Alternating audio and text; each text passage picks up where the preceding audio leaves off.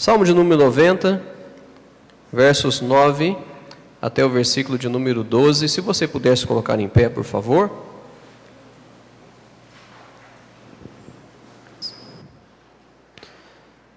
O que nós vamos meditar hoje sobre correndo atrás do prejuízo. Será que você já ouviu essa expressão alguma vez? Correndo atrás do prejuízo? Talvez você já falou muito isso, não é? Eu estou correndo atrás do prejuízo, não é isso? E eu acho que agora em momentos de crise, certamente muitas pessoas estão dizendo a respeito deste correr atrás do prejuízo, tá bom? Mas você vai compreender o que nós realmente precisamos correr atrás. Os versículos 9 até o versículo de número 12, diz assim: Pois todos os nossos dias vão passando na tua indignação, passamos os nossos anos como um conto que se conta. Os dias da nossa vida chegam a 70 anos, e se alguns pela sua robustez chegam a 80 anos, o orgulho deles é canseira e enfado, pois cedo se corta e vamos voando. Quem conhece o poder da tua ira? Segundo és tremendo, assim é o teu furor. Ensina-nos a contar os nossos dias de tal maneira que alcancemos corações sábios. Vamos orar? Santo Deus e Pai, nós pedimos a Tua bênção agora, diante da Tua palavra, que será meditada, que será transmitida, que esta, ó Pai, possa chegar com grande clareza a cada mente, a cada coração aqui presente. Ó Deus, usa a minha vida como instrumento Teu, e que o nome do Senhor seja glorificado sempre. No nome de Jesus, amém. Podemos assentar?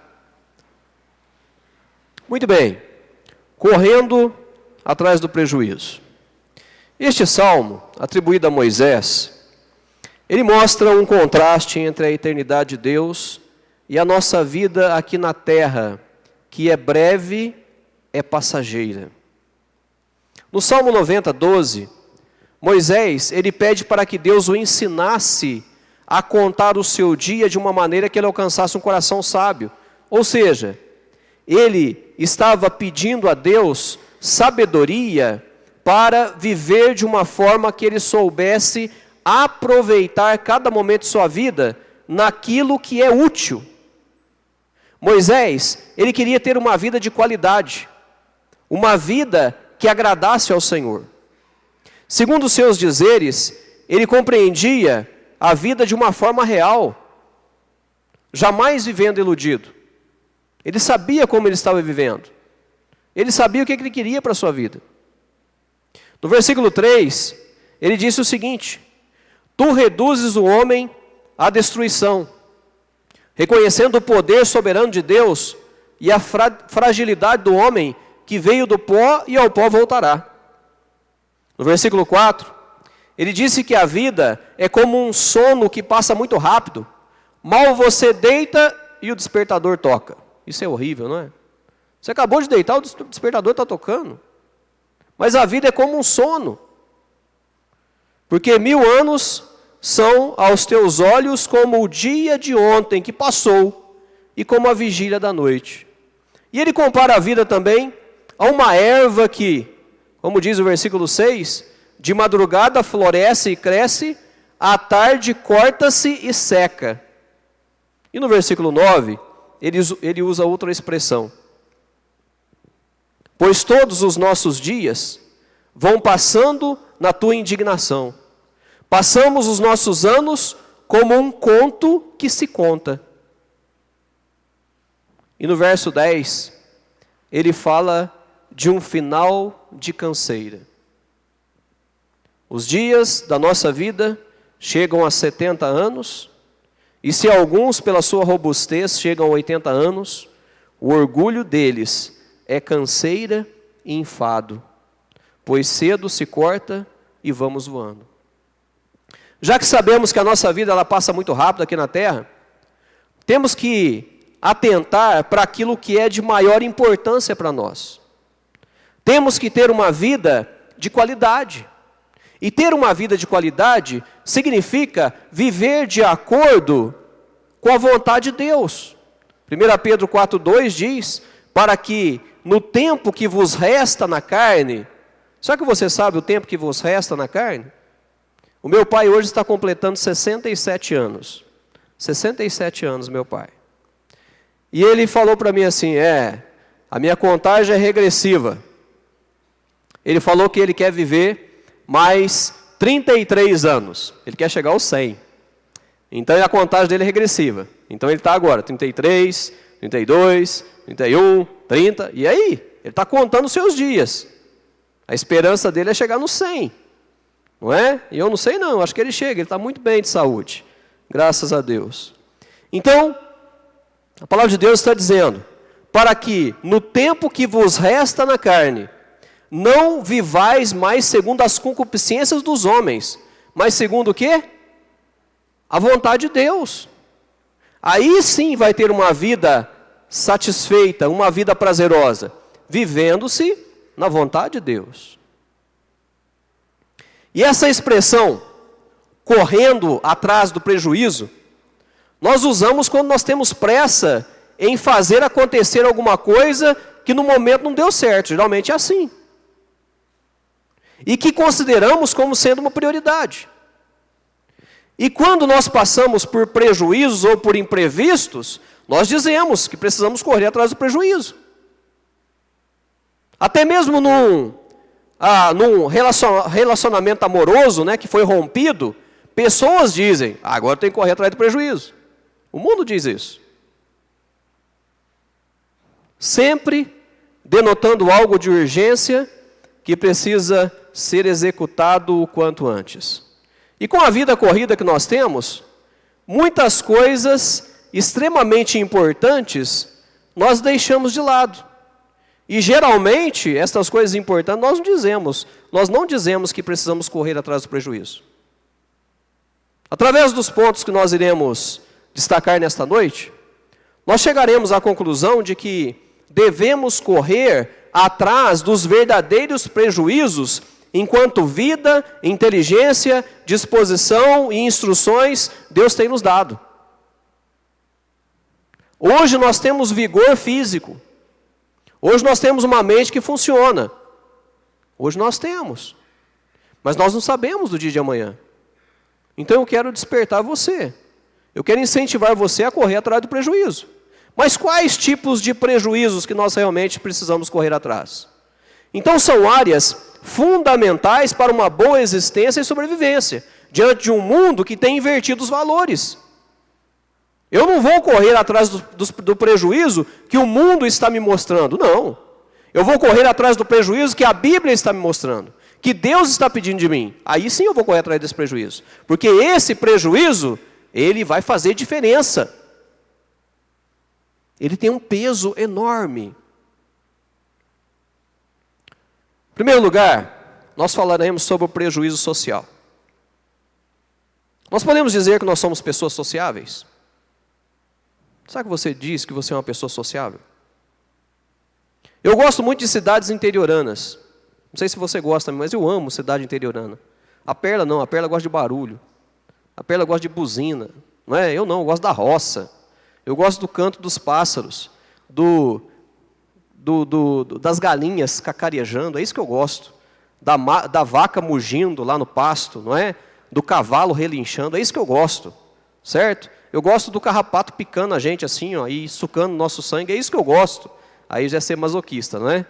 Mas olha só, eu gosto muito de cidades interioranas, onde as pessoas, elas se conhecem, onde as pessoas se cumprimentam, elas conversam um pouco e demonstram interesse e respeito para com o outro. Isso sim que é vida. Você sai na rua e alguém já está te desejando um bom dia, uma boa tarde, uma boa noite. Lá em Minas não é bom dia, boa tarde, boa noite, lá é bom, você está bom, é assim, lá em Minas é desse jeito. Não é? Tarde, noite, é assim, mas que bênção que é isso. Para mim é uma bênção. Correr atrás do prejuízo social é reconhecer que um dia poderá precisar da ajuda de alguém que você jamais imaginou que poderia te ajudar. Já pensou nisso? E para desenvolvermos uma vida social saudável, nós precisamos nos atentar para o que Romanos 12:18 nos orienta. E olha o que ele diz: se for possível, quanto estiver em vós, tende paz com todos os homens. Será que nós buscamos isso? Ter paz com todos os homens? Será que nós desenvolvemos esta reação? Ter paz com todos os homens? Paulo, ele sabia muito bem que a paz, ela não é resultado de um mero desejo. Paz é a consequência de um esforço conjugado de compreensão, de determinação e de fé. Isso é paz. Quer dizer que, do que depender de nós, precisamos viver em paz com todos. O que depender de mim. Se alguém me ofendeu, e depende de mim fazer alguma coisa que vai resultar numa nova amizade, ou reatar a amizade, então eu vou fazer por onde?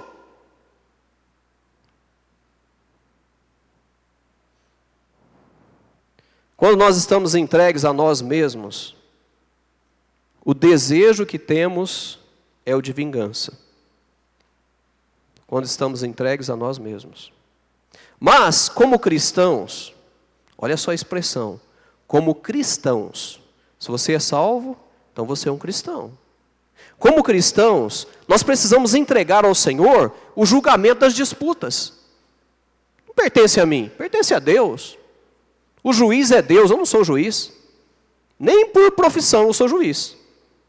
E mesmo se eu fosse juiz por profissão, eu não teria o direito de julgar. Eu não teria o direito de desejar vingança ou de fazer vingança com as próprias mãos. Eu não teria esse direito.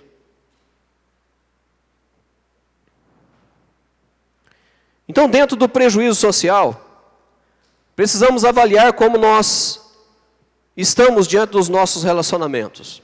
Primeiro, vamos observar como familiar.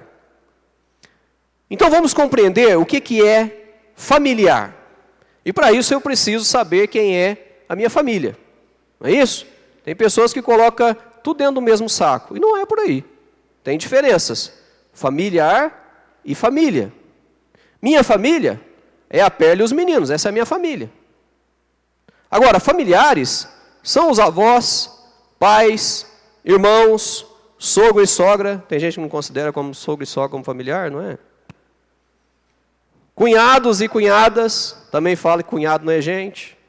Concunhado é o que então? Não é?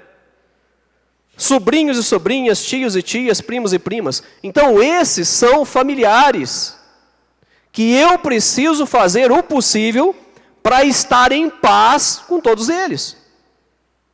A Bíblia está me dizendo que quanto for possível eu tenho que ter paz com todos os homens.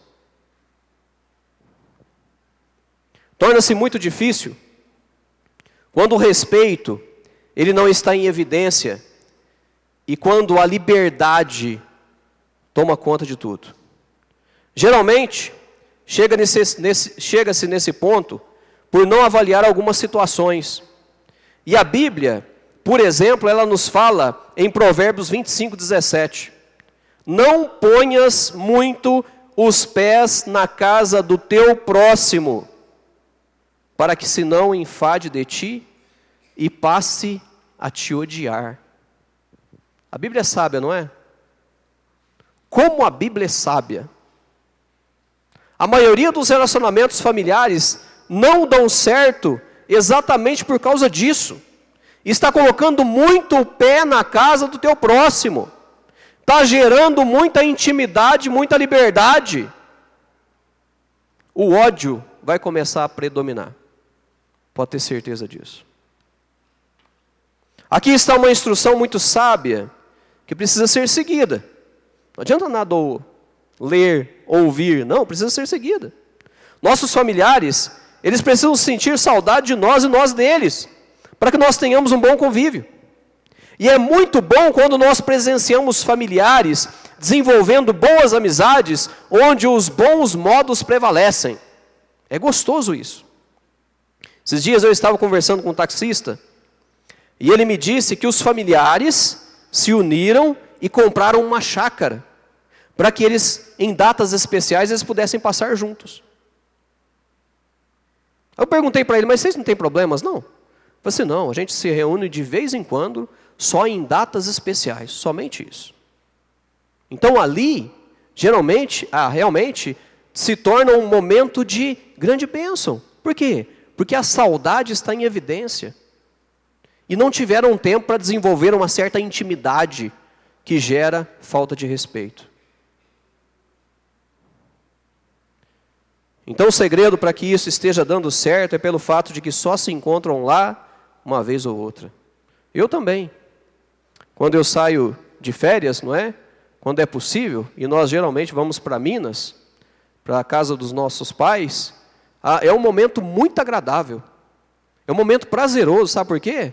Porque nós não ficamos um na casa do outro sempre. Certamente, se nós morássemos lá e ficássemos sempre na casa deles, ou eles sempre dentro da nossa casa, teríamos problemas. E a Bíblia está dizendo isso. Não ponha muito o pé na casa do teu próximo, para que ele não se enfade de ti. Porque um dia ele pode passar a te odiar. Isso é horrível.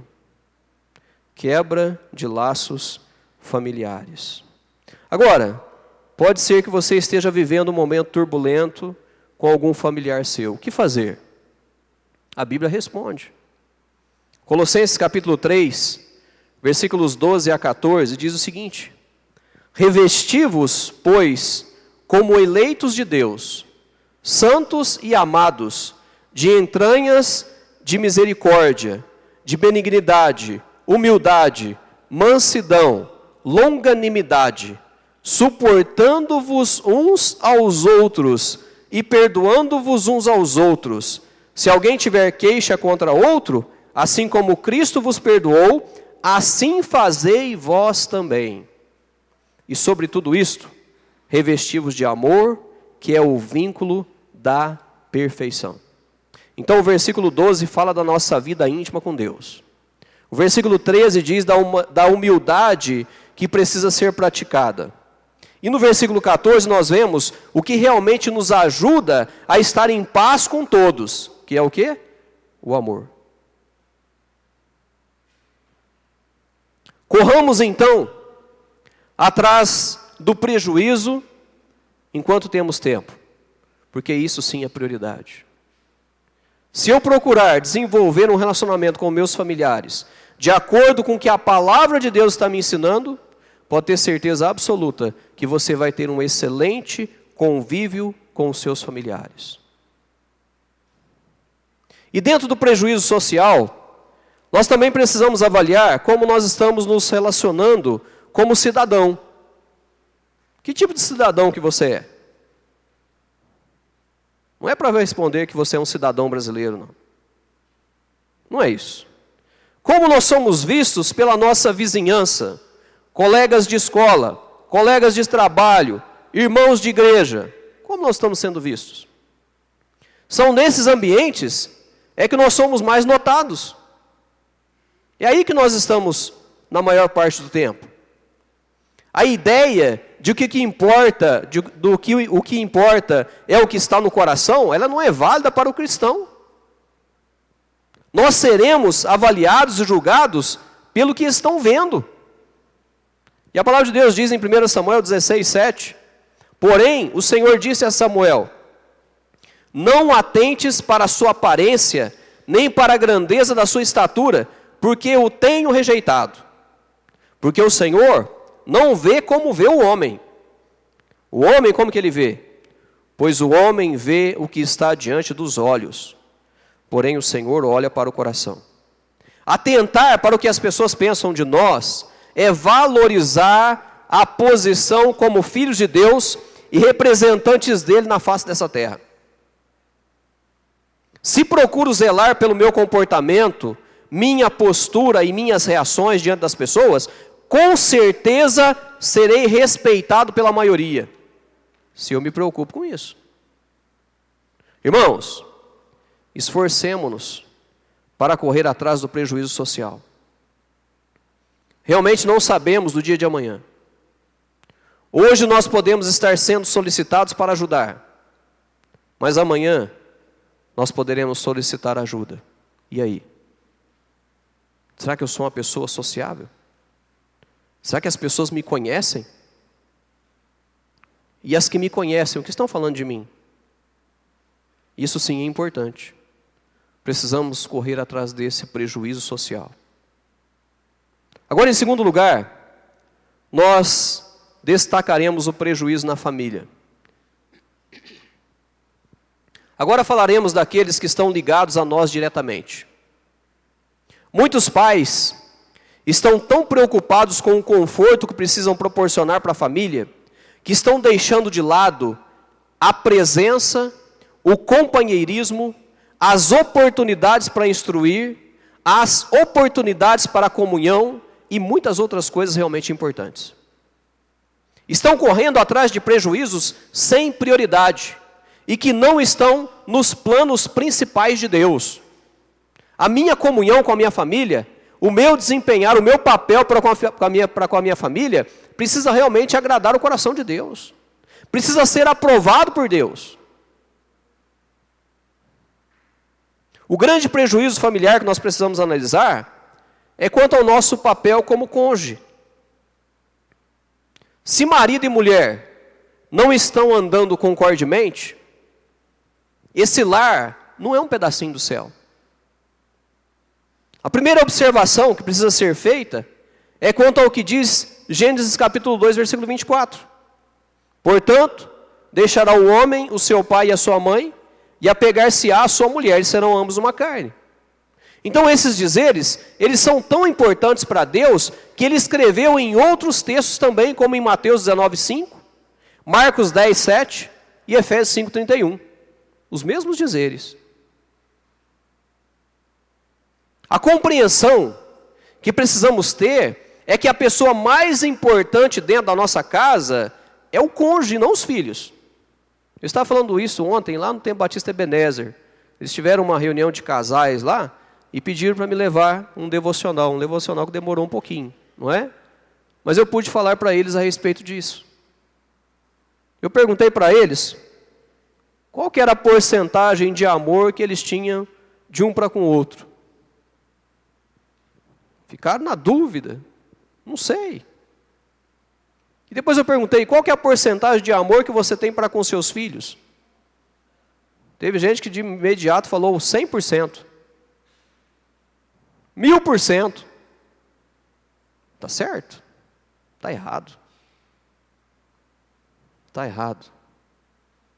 A porcentagem de amor para com o meu cônjuge, para com os meus filhos, precisa ser de 100%. Ou, se existe um parâmetro aí, se existe algo que não está igual à porcentagem, o meu amor para com o meu cônjuge precisa ser bem maior do que o meu amor para com os meus filhos. Se assim acontecer, pode ter certeza absoluta que você está correndo atrás do prejuízo familiar. Você está desenvolvendo o seu papel como cônjuge. Ah, pastor, mas não é fácil. Não é fácil? Mas eu te digo uma coisa, é o certo a se fazer. E diante do que é certo, nós não perdemos. Diante do que é correto, nós não vamos ficar em desvantagem.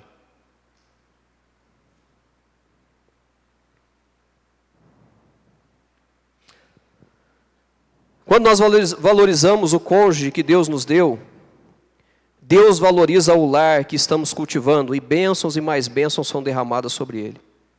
Sabedores do papel que precisamos desenvolver dentro do lar, quando colocado em prática, a harmonia, a compreensão, o respeito, a submissão e o amor sempre prevalecerão, mesmo em momentos de dificuldades. Como esposo, nós sabemos que temos que amar, considerar como vaso mais frágil, cuidar e transmitir segurança. Nós sabemos disso. E Efésios capítulo 5, versículo 25 diz: vós, maridos, amai vossas mulheres, como também Cristo amou a igreja e a si mesmo se entregou por ela.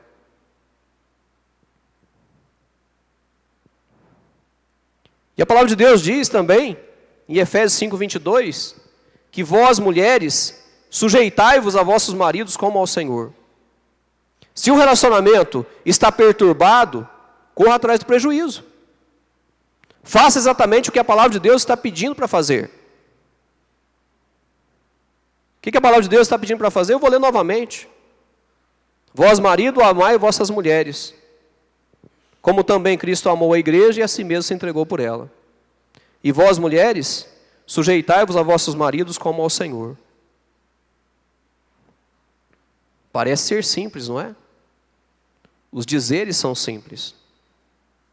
Mas eles se tornam simples quando praticados.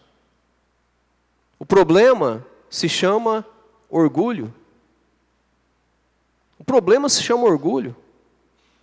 Pastor, eu não vou amar a minha esposa porque ela não se submete a mim. Pastor, eu não vou submeter ao meu marido porque ele não me ama. Orgulho isso, sabia? Eu preciso pensar no que eu tenho que fazer. Eu tenho que pensar qual que é o meu papel, qual que é a minha função. E aí então eu vou desenvolver a minha função. Eu vou arcar com a minha responsabilidade. E a minha responsabilidade é de amar. E a responsabilidade da Perla é de submeter. Se eu amo, ela vai se submeter. Se ela se submete, eu vou amar. Mas eu tenho que fazer o meu papel. Não pensando no papel do meu cônjuge. Não. Eu tenho que desenvolver e eu tenho que procurar fazer a minha parte. E aí sim, eu vou estar correndo atrás do prejuízo. Eu vou estar fazendo aquilo que eu devo fazer. E dentro da família também nós precisamos correr atrás do prejuízo como pai. Ser pai e ser mãe não é uma tarefa fácil. Muita responsabilidade está diante de nós, pois nós precisamos cuidar dos nossos filhos para Deus. E esse papel tão prazeroso, e às vezes se torna complexo, vem seguido de instruções que seguidas, nos ajudará a sermos bons pais e a termos bons filhos. Primeiramente, nós precisamos compreender que os filhos são de Deus. É o que diz o Salmo 127, 3. Eis que os filhos são herança do Senhor e o fruto do ventre seu galardão. Então essa herança veio em forma de galardão. E nós teremos que prestar contas desse galardão um dia na presença de Deus. O que você vai falar para Deus a respeito de seus filhos?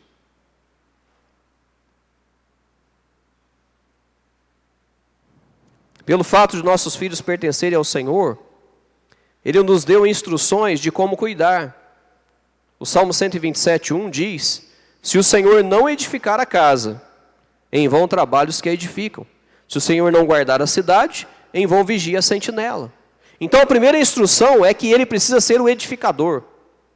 Mas ele só irá edificar se o buscarmos. Se nós permitirmos que ele edifique. Em Provérbios 22, 6 diz: educa a criança no caminho que deve andar, e até quando envelhecer não se desviará dele. Instruções simples, que garante um alto padrão familiar. Basta seguirmos. Nós temos falado desses versículos aqui sempre. Hoje pela manhã, apresentando o bebezinho, eu falei a respeito desses versículos. Só precisamos seguir. É simples. Deus, ele não é complexo. Deus não é complexo. Deus é simples. As suas instruções são simples. Só precisamos nos atentar para isso. Só precisamos obedecer. Existem certas oportunidades que nunca mais iremos ter. Sabe por quê? Porque os nossos filhos estão crescendo e nós estamos envelhecendo. Isso é inevitável. Inevitável.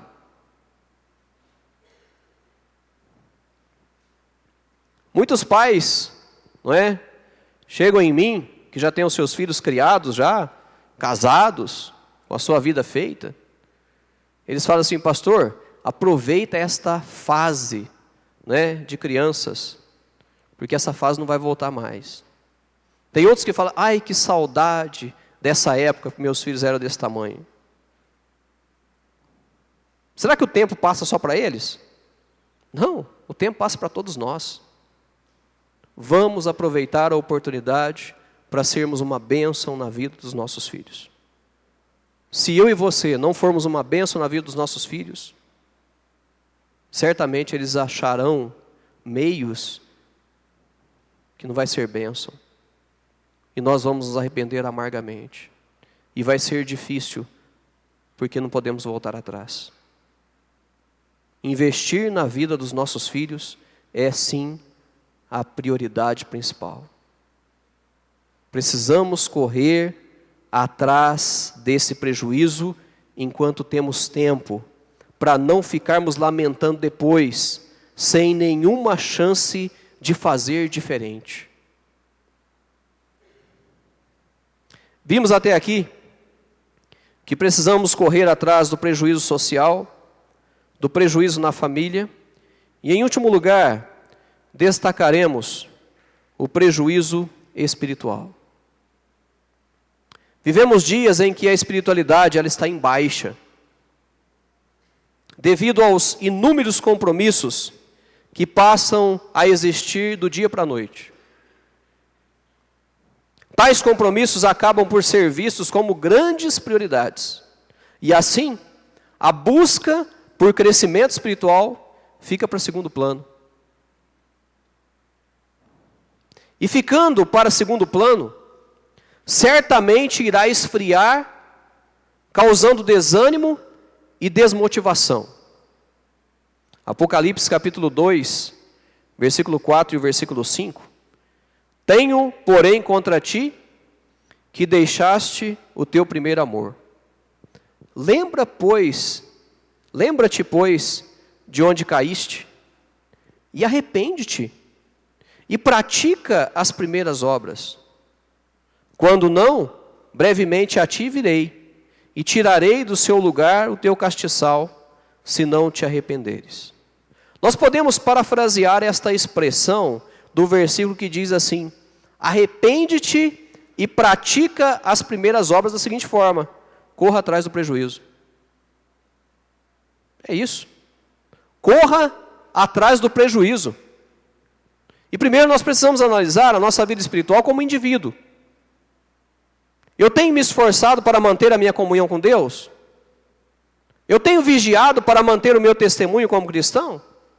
São preocupações que todo cristão precisa avaliar todos os dias para não viver em prejuízo espiritual.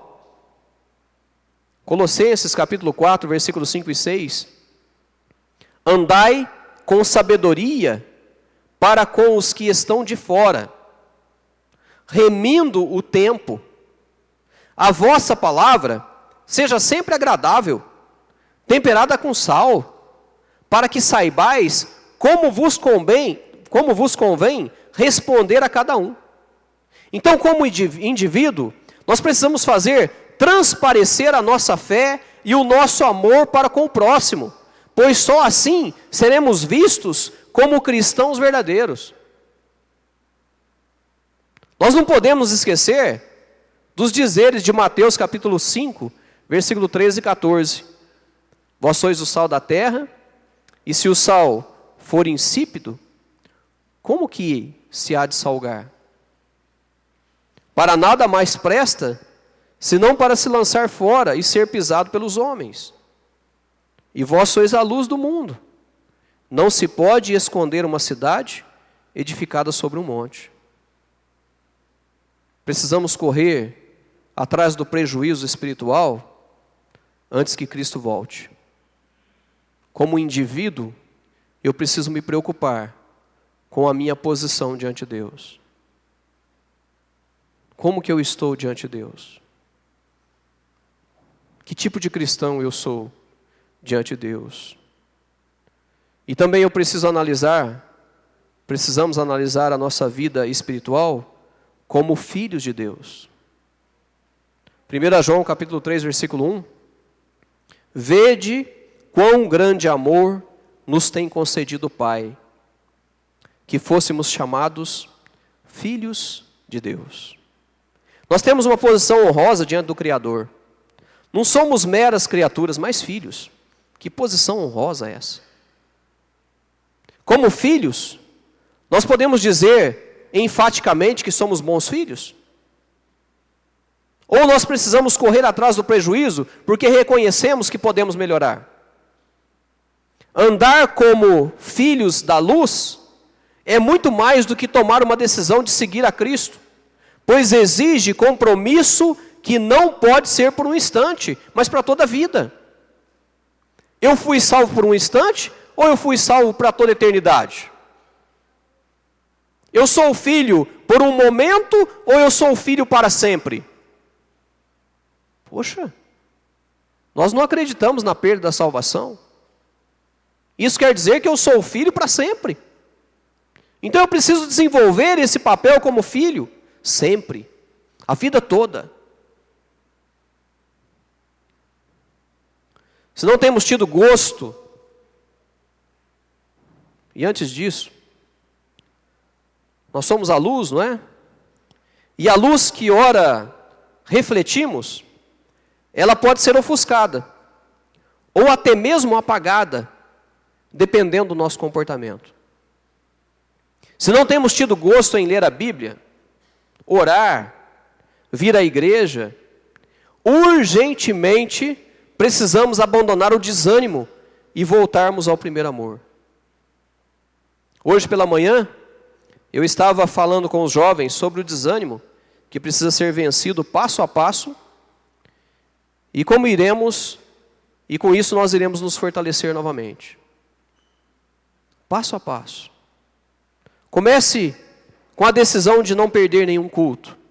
Aí você já vai começar a se fortalecer. Mas precisa ter uma decisão. Eu não posso perder nenhum culto. Senhor, me ajude a não perder nenhum culto. Estando no culto, se esforce para adorar o Senhor em espírito e em verdade. Tem muitos crentes que eles vêm ao culto, mas não têm prazer na adoração. É cansativo ficar de pé por alguns minutos. Orar, fechar os olhos, nossa, a mente está lá em Marte. Não está nem nesse mundo. Difícil. Nos momentos de oração e apelo, se entregue completamente, clamando pela misericórdia e a bondade de Deus. Seja o primeiro a pedir a Deus que fale com você através da mensagem. E saindo daqui, prometa viver por Cristo na semana que se inicia. Isso vai começar a nos fortalecer. Mas depende de mim. Deus, Ele está disponível. Deus, Ele está disposto. Ele deseja que nós estejamos em comunhão com Ele. Ele deseja que nós sejamos bons filhos. Ele deseja. Vai depender da minha pessoa, das minhas atitudes. Efésios capítulo 5, versículo 1 e o versículo 8, diz: sede, pois, imitadores de Deus, como filhos amados, porque noutro tempo erais trevas, mas agora sois luz no Senhor. Andai como filhos da luz. Andai como filhos da luz. Já que nossa vida é tão breve aqui sobre a terra, nós precisamos de sabedoria para viver intensamente nossos dias. Por isso, o autor do salmo que nós lemos, ele declara com muita ênfase: ensina-nos a contar os nossos dias, de tal maneira que alcancemos corações sábios. Não é eu falar que eu vou contar os meus dias. Não. O salmista está relatando que ele precisa pedir para Deus para ensiná-lo a contar os seus dias. E o resultado vai ser alcançar um coração sábio. Será que você sabe quantos dias você ainda tem na face dessa terra? Ninguém sabe. Você sabe quando Cristo vai voltar? Nem Cristo sabe. Só Deus o Pai sabe. O pastor Fabiano usou uma forma, para poder te atrair para as conferências, que essa pode ser a última conferência. É muito real isso. Sabe, uma outra realidade? Pode ser que nós não vamos nem chegar nessa conferência. Muito real. Agora, será que nós estamos correndo atrás dos verdadeiros prejuízos? Ou nós estamos nos importando com coisas que são sem valor? Que não é realmente prioridade? Nós precisamos correr atrás do prejuízo social. Precisamos ser vistos como bons cidadãos, como boas pessoas. Nós precisamos correr atrás do prejuízo familiar na nossa família. Como esposo, como cônjuge, como pais. E nós precisamos correr atrás do prejuízo espiritual. Como indivíduo, como filho de Deus. É uma questão de consciência. Eu estou buscando ser uma melhor pessoa? Ou eu estou acostumado com o que eu sou? E tenho usado aquela expressão, nasci assim, vou morrer assim. Essa é uma expressão muito infantil. Desculpa a expressão e a sinceridade. Mas nasci assim e vou morrer assim? Você não está conhecendo, não está acreditando no poder que Deus tem para realizar em você e através de você, em nós. Então vamos correr atrás dos verdadeiros prejuízos. Social, família e espiritual. Que Deus nos abençoe. Feche seus olhos, por favor.